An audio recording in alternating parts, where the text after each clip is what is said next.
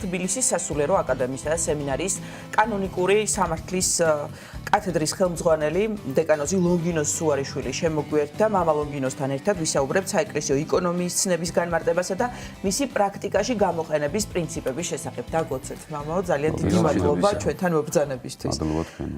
საინტერესო თემა არის და ვფიქრობ, საინტერესო იქნება მისი თემის და იკონომიის ზოგადად განმარტების მოსმენა ჩვენი მაყურებლისთვის. წმინდა წერილს თუ წავიკითხავთ, დავინახავთ, რომ ძალიან ხშირად თვითონ მაცხოვარი მოქმედებს იკონომიის პრინციპით და დავიწყოთ განმარტებით პირველ რიგში, რას ნიშნავს იკონომია და ღვთისმეტყველებაში როგორ განიმარტება იგი და როდის გამოიყენება.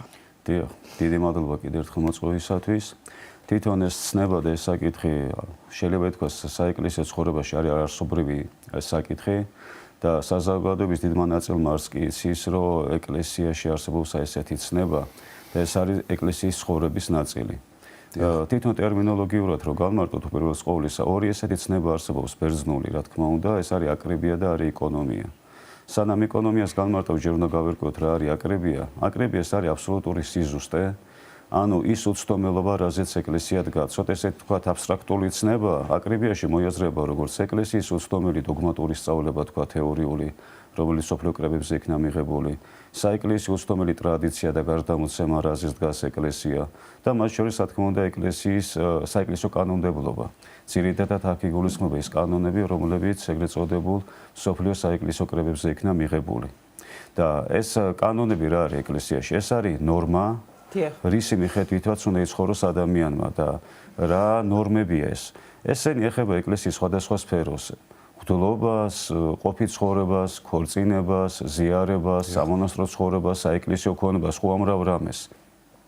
ანუ ეს არის მარეგულირებელი კანონები, თქვათ, წინაპირობები რა უნდა იყოს, რა პასუხისმგებლობა ეკისრება ადამიანს ამა თუ იმ სფეროში, ამა თუ იმ სტატუსის ადამიანს და ასე შემდეგ. და რატო არსებობს ეს ნორმები ეკლესიაში? საეკლესიო კანონისტების განმარტები და ღვთისმეტყველებაშიც ესეა. რომ ეკლესია თეოლოგიურად ხო ესეა, რომ ეს გახლავთ იესო ქრისტეს სხეული, ანუ ღმერთის სხეული, თავი არის ქრისტე. ღმერთი არის აბსოლუტური წესრიგი. ამიტომ შეუძლებელია თავი იყოს წესიერი თუ სხეული მოუწესრიგებელი.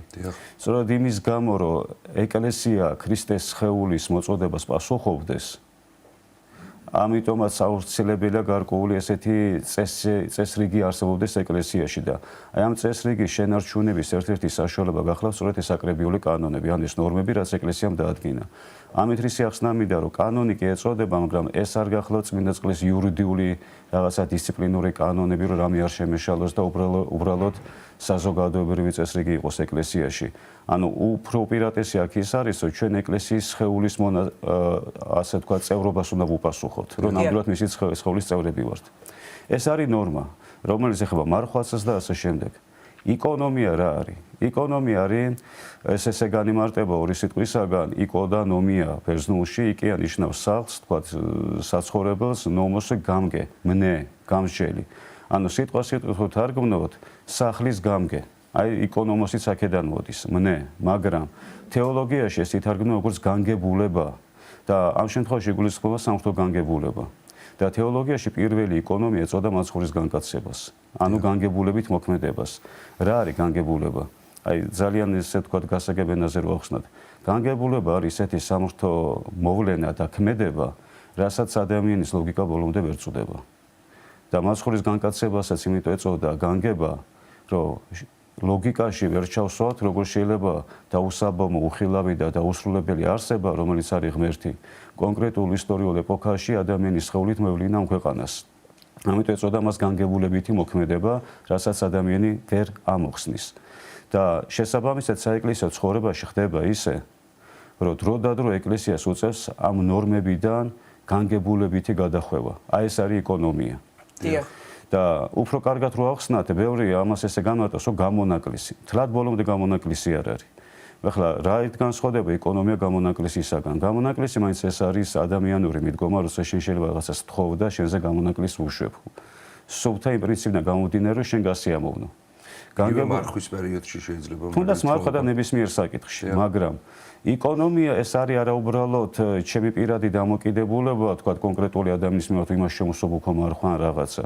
ეს არის განგებულებითი მოქმედება, რომ ობიექტური მიზეზი არსებობს იმისა, რის გამოც აუცილებელია რომ ნორმის მოქმედება დროებით შევაჩერო, კი არ გავაუქმო, თქვა აკრებიული მოქმედება და მისგან დროებით ასე თქვა გადავუხვიო. აი თუნდაც ახლა წეღან მარხვა ახსენეთ. საეკლესიო აკრებიან ნორმა ითხოვს, რომ განსაზღვრულია კონკრეტული დღეები, როცა ადამიანებმა უნდა იმარხულონ, ხო? ძირითადად ეს თქვა ყველაზე ადრეული მარხვები ეს გახლავთ ოთხშაბათი, პარასკევის მარხვა და დიდი მარხვა. და ტიპიკონიც კი არის გაწერილი, როგორ უნდა იმარხულოს ადამიანმა ამ დღეებში. და კანონში წერია, რომ ქრისტიანი ადამიანი, რომელიც შეგნებულად ამას იგნორს უკეთებს, ის საეკლესიო სასჯელსაც ექვემდებარება, როგორც დამარღვეველი საეკლესიო კანონის. მაგრამ იქვე გვიწერია კანონში, თქვათ, ქალი ახალნამშობიარებია, ან მოხუცია, ან რაიმე სხვა სხეულებრივი უძლურება აქვს. შესაბამისად, ჩვენ თუ ამ კანონის მიხედვით ვამარხულებთ იმ სიმკაცრით, ამას შეიძლება მისი ჯანმრთელობის მდგომარეობა უფრო დაამძიმოს, ან საერთოდ სიკვდილიანობა გამოიწვიოს. და ამ დროს ეკლესიის მიზანი არ არის ადამიანი კანონის მსხვერპლად აქციოს. აი ესაა გარსობრივი. შესაბამისად, აქ ჩერდება კანონის ეს მოქმედება და ჩვენ მოქმედებით განგებულებით. ანუ თუნდაც ის რომ შემსუბუქებას უკეთებთ ესეთ ადამიანს მარხვაში. იმის და მიხედვით რა დონეზეც ეს არის ამისი საჭიროება. ყოველთვის შერბილებისკენ არის მიმართული ეკონომია თუ შესაძლებელია რომ გამკაცრებისკენაც იყოს? აი საინტერესო კითხვაა, რომ ძირითად შემთხვევაში ჩვენ მაინც ხოლმე შერბილებასთან გვაქვს თითქოს საქმე და ესე აღქმული რომ ეკონომია, რომ კანონი ეს არის სიმკაცრე და ეკონომია ყველა შემთხვევაში ეს არის შერბილება, ანუ რაღაცა მოწყალებისკენ გადახვევა. რეალურად აკრებია მთლად სიმკაცრე არ არის. ეს არის სიზუსტე და ნორმა. ეკონომია არის ამ ნორმიდან გადახვევა და ნორმიდან გადახვევა შეიძლება იყოს შერბილებულიც და შეიძლება იყოს გამკაცრებულიც. ანუ სიმკაცრე ეს ძალიან მნიშვნელოვანი საკითხია, რომ აპრიორი კარგს არ ნიშნავს. დიახ. სიკეთის მოყანი? შეიძლება არ იყოს ხო? რა თქმა უნდა, ამიტომ ჩვენ ესე აღვიქოთ, რომ რაც მკაცრია, უფრო უკეთესია. რეალურად ეკლესია ესე არ უყურებს. აი მაგალითად იგივე მარხვის თემა რო ავიღოთ. ჩვენ ამ შემთხვევაში შერბილებულ მაგალითი მოვიყვანთ, თუმცა შეიძლება შერბილება მოხდეს ხო ამ კანონის, მაგრამ არის როცა ადამიანი ძიმეცოდოში ვარდება, საეკლესიო კანონი ითვალისწინებს, რომ ეპიტიმის, ანუ საეკლესიო სასჯელის მოტივით შემოგვდელმა დამატებითი მარხვა დაუწესოს ადამიანს, ანუ იმ დღეებში სამარხულოს, როცა სხვა ადამიანები არ მარხულობენ.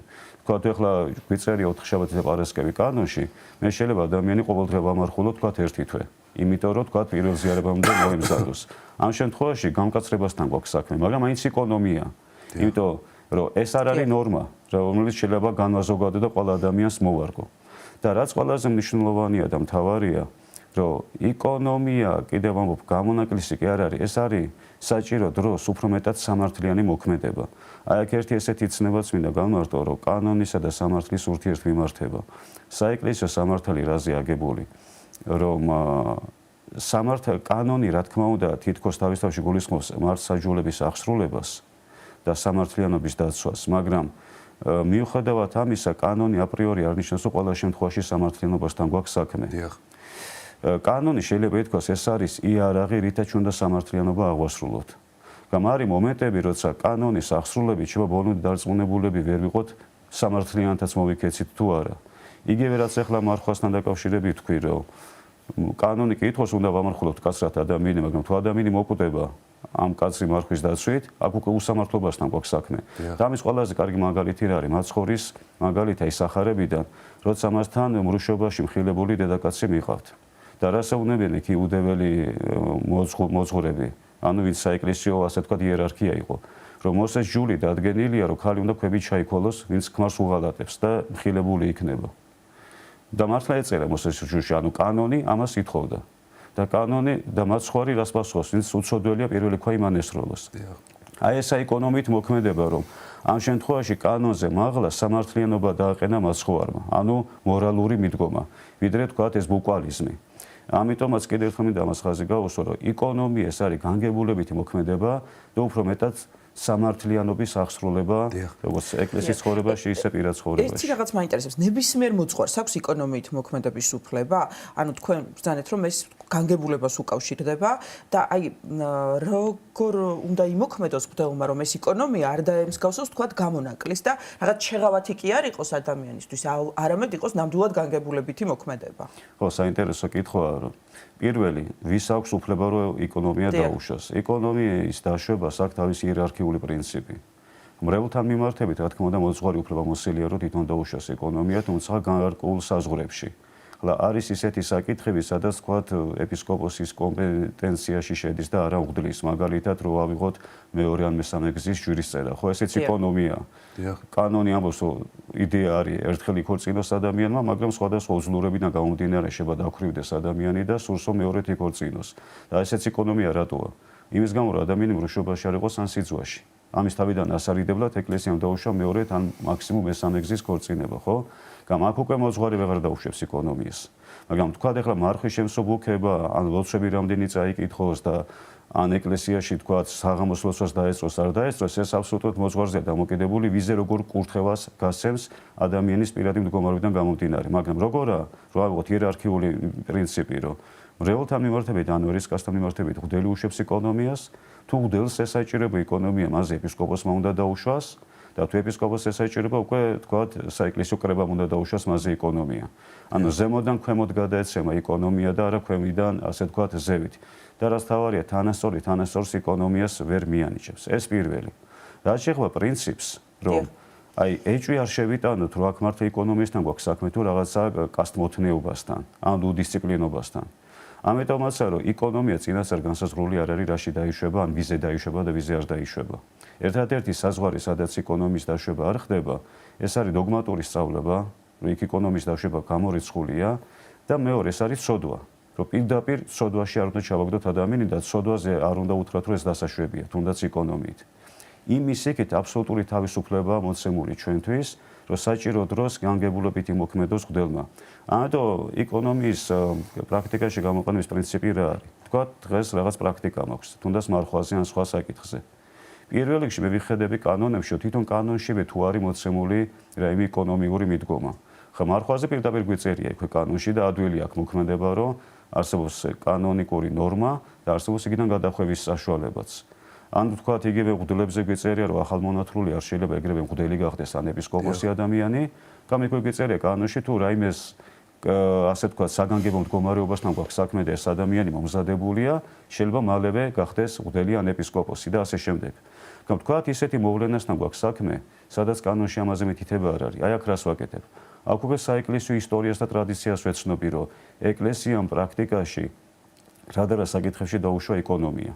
და მე ასე ვთქვათ, ეს ხდება ჩემთვის სახელმძღვანელო. მაგრამ მიუხედავად იმისა, რომ ეს აუცილებელი მოთხოვნა, რომ ან კანონში ჩავიხედო, ან საეკლესიო ტრადიციას გავეცნო და რომ ეს შეცდომა არ დაუშვა და ჩემი თბილისში სიტყვაზე არ ვიფანტაზიორო, ესე რომ ვთქვათ და ადამიანის შეცდომაში არ შევიყვანო.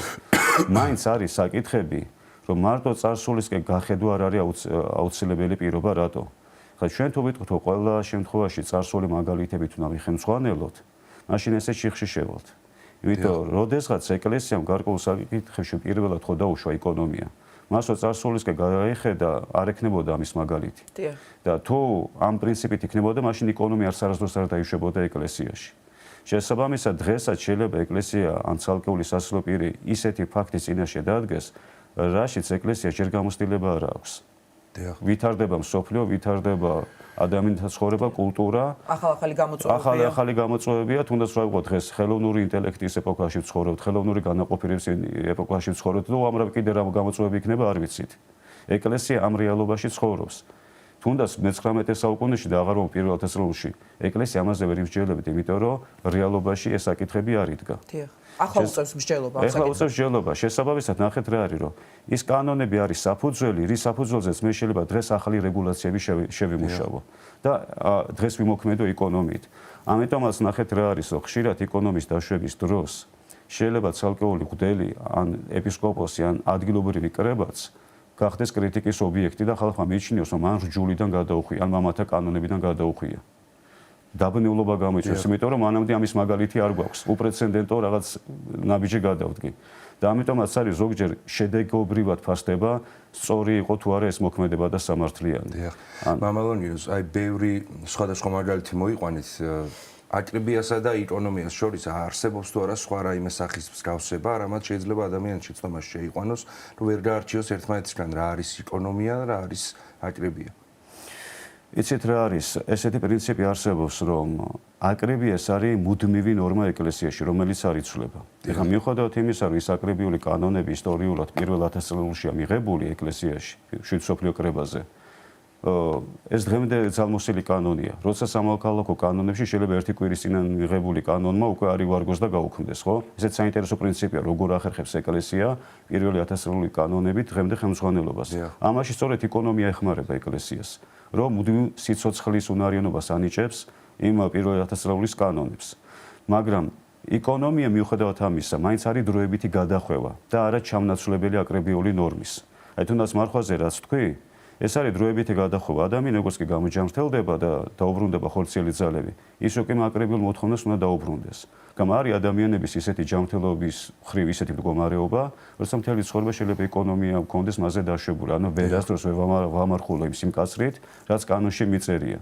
და მიუხედავად იმისა, კონკრეტულ პიროვნებაზე მუდმივად მაგ დაშვება ეკონომიის, ეს მაინც აღნიშნავს, რომ ამით აკრებია ჩავანაცვლე. ამიტომაცაა, რომ აი ეს რო არ აგვერიოს და ეკონომია აკრებიათ არ მივიჩნიოთ, ამიტომაცაა ის ორგანო უნდა იყოს კომპეტენტური, ვინც ეკლესიაში ეკონომიას უშვებს, რომ მან ეს ისტორია და ეს აკრებიული კანონების ისტორიული კონტექსტის და მათი ავთენტურობა ზუსტად იცოდეს. და რაც მნიშვნელოვანია, გვაქვს ესეთი ეკონომია, გამკაცრებას რო ვთქვით, რომელიც ეკლესიაში ლამის კანონის სახეს იღებს, მაგრამ მაინც ბოლომდე აკრებია არ არის. არის რო ავიღოთ ეპისკოპოსების ცოლოსნობა. მე-6 მსოფლიო საეკლესიო კრების მე-12 კანონით აიგზავნა ეპისკოპოსებისათვის ცოლებთან თანაცხოვრება. მანამდე კანონით ეს აკრძალული არ იყო.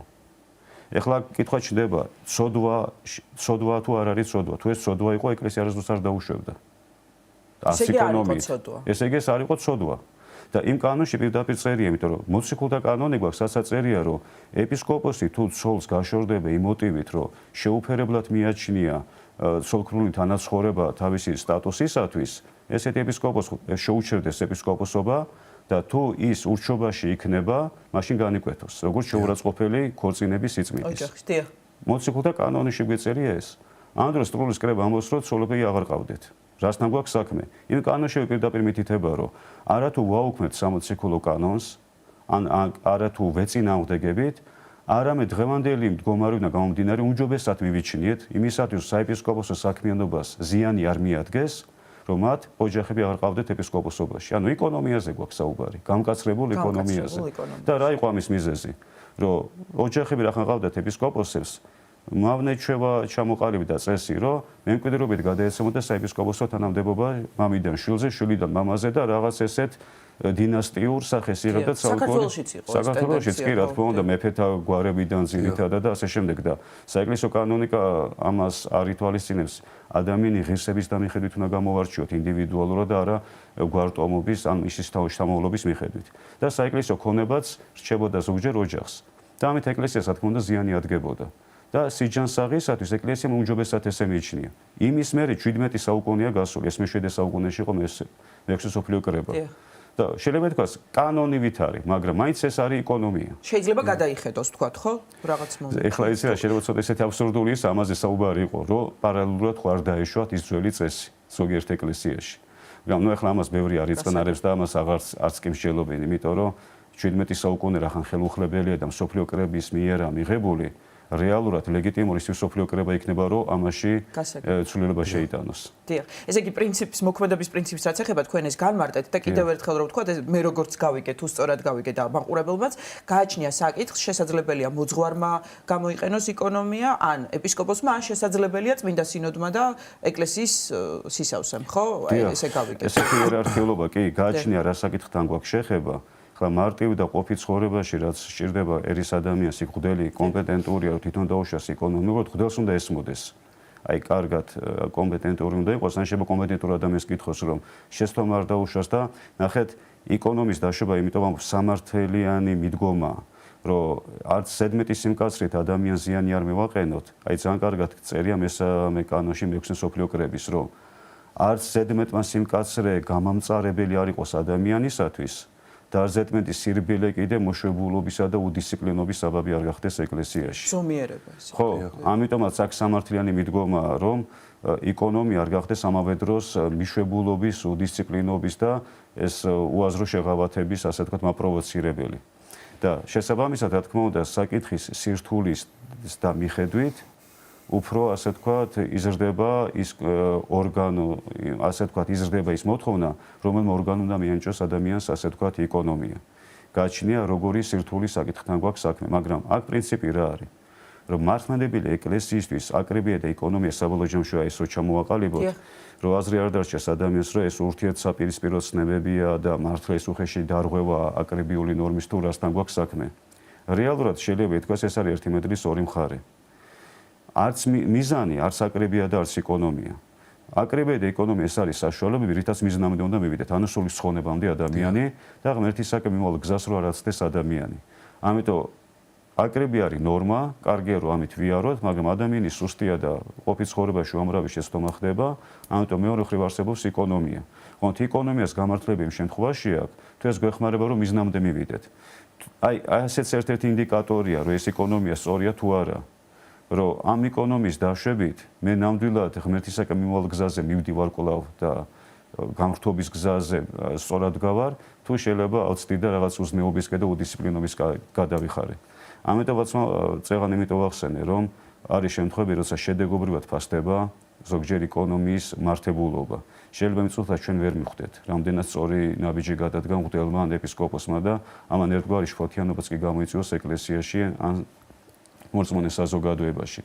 და სწორედ იმიტომაცა, რომ ეკონომია წინასწარ არ არის განსაზღვრული და ან კონკრეტულ ადამიანებზე.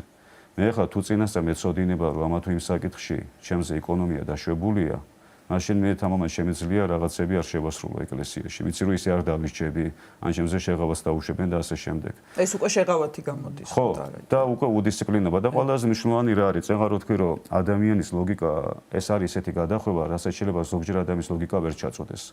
აი მაგალითად იყო ესეთი პრეცედენტი, უფრო ნათელი რო გახდეს ჩვენთვის რაც გულისხმობ, რომ იმპერატორმა ლეონ ბრძენმა მოიყვანა მეოთხე ცოლი, ეს არის მე-9-10 საუკუნეების პერიოდი. საეკლესიო კანონიკით მეოთხე ცოლის მოყვანა აკრძალულია და ჯვრისწერა არ ხდება. მან მოისურვა ჯვრისწერა, რაზეც მაშინდელმა პატრიარქმა უარი უთხრა.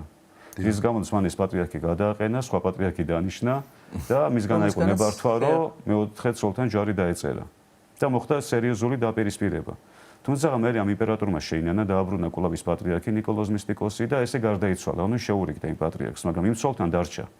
მეოთხესთან. ხო, მაგრამ 1920 წელს ამ პატრიარქმა მოიწვია კრება და ესეთი დოკუმენტი შეიმუშავა ერთობის ტომოსზე, ანუ სახელმწიფოსთან შერიგების დოკუმენტი. და ხან დაპირისპირება მოხდა ეკლესიასა და სახელმწიფოს შორის. და ესეთი საინტერესო რამე წერია ამ დოკუმენტში, რომ ლეონ ის ბრძენის მეოთხე ქორწინება აღიარეს კანონიერად, გამ ამავე დროს სამუდამოდ აკრძალეს ეკლესიაში მეოთხე ქორწინების კანონიერება. დიახ. ეხლა რო ავიღოთ, როგორი ნონსენსია, ხო, ლოგიკას რო გავყვეთ, თუ მასზე დაუშვეს, რატო სხვაზე არ შეიძლება? მიკერძოებულობა ჩანს, თქვა. თითქოს ესე ჩანს, მაგრამ ნახეთ აი ესე ეკონომის მოქმედება, რომ ეკლესიამ იმდენად დაპირისპირება იყო სახელმწიფოსა და ეკლესიას შორის ამის ნიადაგზე. რომ ამით საერთო საქმეს ადგებოდა სერიოზული ზიანი. ამიტომ მშვიდობა, რა თქმა უნდა, უფრო უპრიანი იყო და სამართლიანად მოიქცა ეკლესია, რომ კონკრეტული მისი ეს პრეცედენტი აღიარა ეკლესიამ სამართლიანად, ხოლო სხვა შემთხვევაში, რომ ამას ასე ვთქვათ, არ გამხდარიყო ნორმა ეკლესიაში, ამიტომ სამუდამოდ აკრძალა ესეთი დაშვება. და ეს რომ ნორმა არ არის ეკონომია, კიდე აი გრიგორ ღვთისმეტყველი ამბობს თავის ერთ-ერთ სიტყვაში. რომ აი მღვდლობაზე, რომ აი ბევრს უნდა რომ ახალგაზრდა ასაკში მღვდელი გახდესო და მაგალითები მოყავთო, მაგალითადო იერემია წინასწარმეტყველზე რომ 12 წლის იყო და ღმერთმა გამოარჩია. ან დანიელი ძალიან ახალგაზრდა იყო და ხალხს ჭკუას ასწავლიდა და ასე შემდეგ და რას ამბობს რომ ეს იყო ცალკეული შემთხვევები და ისაც ცალკეული შემთხვევა და მიუხედავად იმისა ღმერთისაგან შეწყნარებული, ეს ეკლესიაში არ არის ნორმა. ამიტომ მეორე მხრივ ეკონომია არ შეიძლება ნორმად იქცეს ეკლესიაში და ამით აკრიბიული მოთხოვნა, ასე ვთქვათ, გადაფაროს. ეს უკვე ასე ვთქვათ უძისწლინობა ეკლესიაში. მამა ლონგინოს სულ 1 წუთი გრჩება, აი მაცხოვრის მიმართება შაბათთან, ხო? აქაც ეკონომიით მოქმედებს მაცხოვარი წმინდა წერილიდან ეს ჩანს და აი დღევანდელ დღეს რაღაც პარალელი რო გავავლოთ, აი მაგალითად ადამიანი ლოცულობს და ამ დროს რაღაცა ხდება, საშინელება იწვის სახლი და ანუ არ წყვეტს ლოცვას, ხო არის ხოლმე რაღაც ესეთი ცოტა ფანატიკური დამოკიდებულება აი სარწმუნოების მიმართ, როდესაც თქვა შეიძლება ქვეყანა იქცეოდეს და შენ ანუ შვილს რაღაც სჭირდებოდეს, მეუღლეს რაღაც სჭირდებოდეს და არა მე ლოცულობ, თქვა. ესეც ალბათ არასწორი არის, ხო? კი, აბსოლუტურად გეთანხმები. სწორედ ეგ ვიგულისხმევ, რომ ბუკვალიზმის მსხვერპლი არ უნდა გახდეს ადამიანი. აი შაბათის ნებაც რო ავიღოთ, ხო? რო იქ თქვა განკურნა ადამიანი, კუზიანი ქალი. შაბათ დღეს მაცხოვრმა დააყვადრეს ეგ ჯულის მეცნიერებმა, რომ შაბათ დღეს უქმობაა დადგენილი და რატო ანუ შრომად ჩაუთვალეს. ან რომ მოციქულებმა დაიწყეს ყანაში თავთავის ფშვნეტა და ჭამა. ესეც შრომაში ჩაუთვალეს. და ნახეთ მაცხოვრე ასეუნება, რომ არა თუ ადამიანია შაბათისათვის, არამედ შაბათი ადამიანისათვის. ის შაბათი კი უნდა დავიცვათ, მაგრამ ეს ადამიანის სულიერ აღორძინებას უნდა ემსახურებოდეს. მაგრამ თუ ამ შაბათის კაცრი დაცვით ადამიანს ზიანი ადგება, აქ უკვე ესეთი მეშაბათეობა აზრს კარგავს. ამიტომ რა თქმა უნდა ესეთი ლოცულობდა ადამიანს ვერ მიხედავ ან რაღაცა ან არის თქვა ქალს კრიტიკული დღეები აქვს და შეიძლება არ მიდის და არ ეზიარება, მაგრამ თქვა სახში ხატი ჩამოვარდა კედლიდან. ხა ქმარს დაელოდოს და მეზობელს ხატი როდის აიღოს და დადოს კედელზე, ხო? ანუ ესეთ ანომალიამდე არ უნდა მივიდეს, რა თქმა უნდა. ძალიან დიდი მადლობა საინტერესო საუბრისთვის. თბილისის სასულიერო აკადემიისა და სემინარიის კანონიკური სამართლის კათედრის გამგე დეკანოზი ლონგინო სუარიშვილი საუბრობდა სტუდიაში.